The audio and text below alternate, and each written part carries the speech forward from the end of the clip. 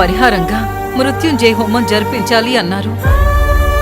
అమ్మా, ఇప్పుడు అవన్నీ ఎందుకమ్మా? అర్జున్, నా కోసం చేయనన్నా. నీకు ప్రాణగండం అనగానే చాలా భయపడ్డాను. అదృష్టవశాత్తు సిద్ధాంతి గారు ఈ పరిహారం చెప్పారు. సరే అమ్మా, నీ ఇష్టం. ఇంకో విషయం నాన్న, ఈ పూజ దంపతులిద్దరూ కలిసి చెయ్యాలంట.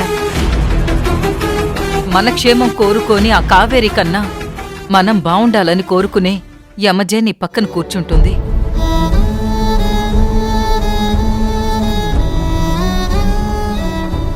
అమ్మా, అది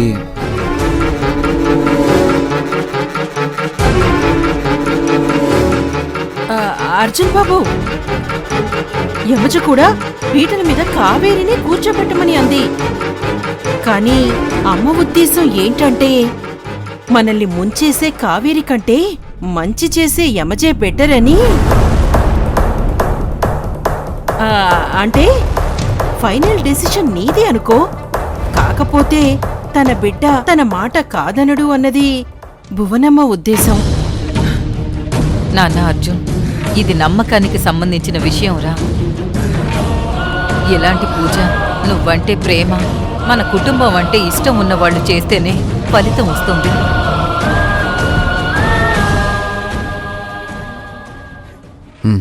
సరే అమ్మా.